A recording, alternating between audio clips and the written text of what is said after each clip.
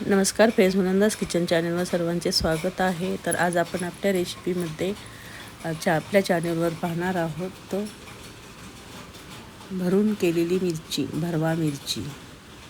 तर टिफिनसाठी खूप छान आयडिया आहे, झटपट होणारी अशी रेसिपी आहे।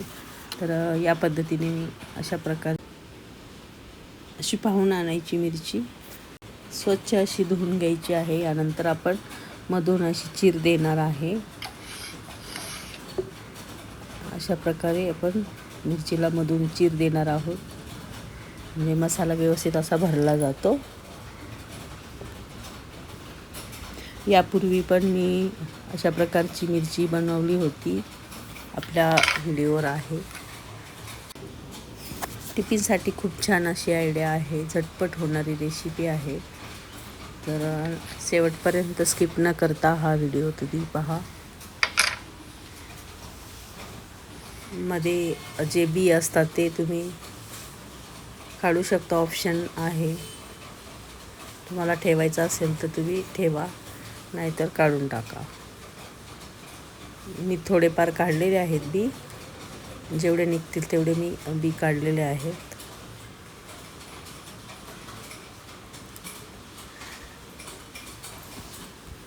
आमच्या घरामध्ये सर्वांना आवडते अशा पद्धतीने मिरची, भरवा मिरची।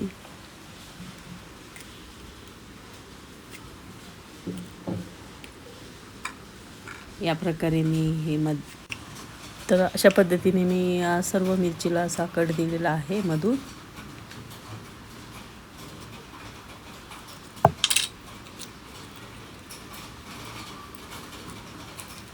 एका साईडनेच फक्त त्याला अशी चीर द्यायची आहे, आरपार द्यायची नाही, नाहीतर तुमचा मसाला हा बाहेर येईल।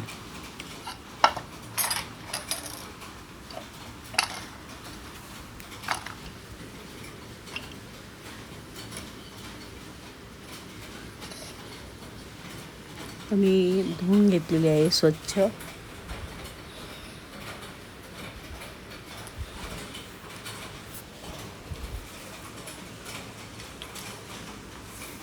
तर आता आपल्याला पुढची प्रोसेस करायची आहे।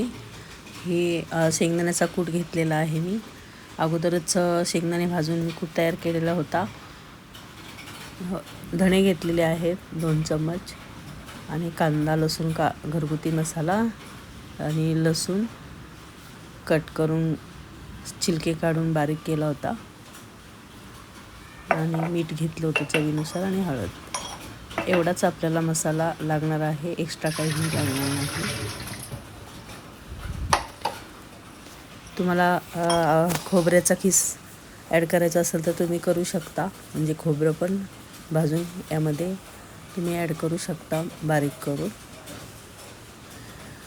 मी यामध्ये फक्त शेंगदाण्याचा कूट ॲड केलेला आहे, तुमच्या आवडीनुसार तुम्ही हे घेऊ शकता। सारण तर आपल्याला अगोदर मिरचीला असं मीठ आणि हळद लावून घ्यायची आहे आतून। तुम्ही असं जर मीठ लावून घेतलं तर खूप छान टेस्ट येते, मिरची अळणी लागत नाही, खूप छान अशी टेस्ट लागते। तर मीठ लावून घ्यायचं असं मिरचीला आतल्या बाजूने। सर्व मिरचीला मी मीठ आणि हळद लावून घेणार आहे, आणि यानंतरच मसाला भरणार आहे।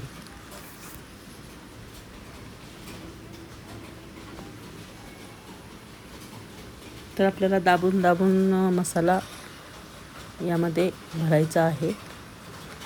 व्यवस्थित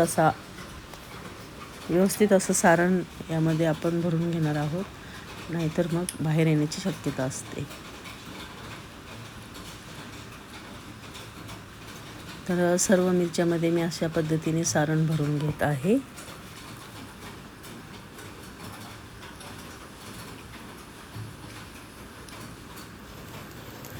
तसा मी पॅन घेतलेला आहे, या पॅनवर मी ह्या सर्व मिरच्या तळून घेणार आहे, म्हणजे फ्राय करून घेणार आहे।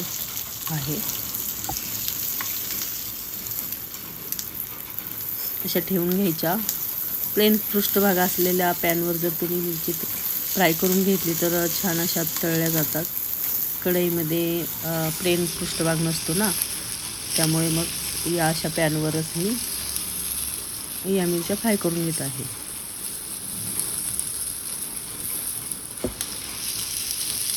तर 5 ते 7 मिनिट आपल्याला लागतात एका साईडने फ्राय होण्यासाठी.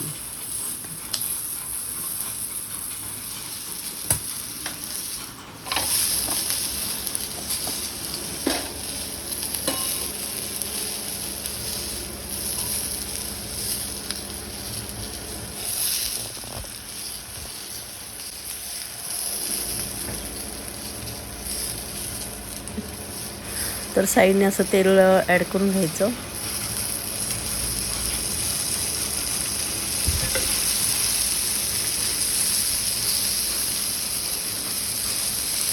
म्हणजे मसाला खाली लागत नाही.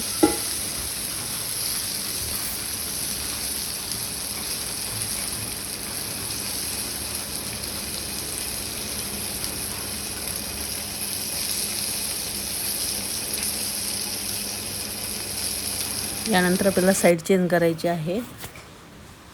अशा उलटवून घ्यायच्या आहेत मिरच्या. तर पहा मैत्रिणींनो, खूप छान अशी फ्राय होत आहे आपली भरली मिरची.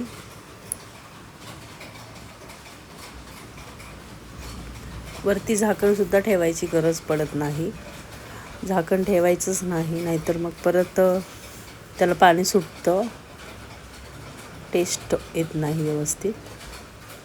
ही अशी तेलावरतीच आपल्याला फ्राय करून घ्यायची आहे दोन्ही साईडनी 5-7 मिनिट. एक साईडने 5-7 मिनिट, नंतर दुसऱ्या साईडने पण आपल्याला तेवढंच वेळ आपल्याला फ्राय करून घ्यायची आहे. तर सर्व मिरच्या मी पलटवून घेतलेल्या आहेत.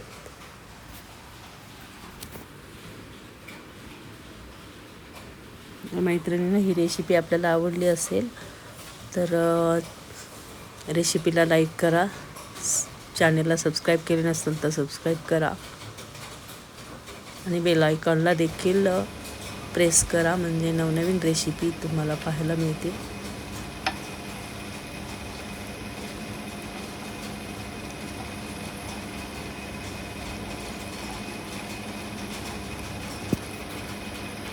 अशा पद्धतीने आपली ही रेसिपी तयार झालेली आहे.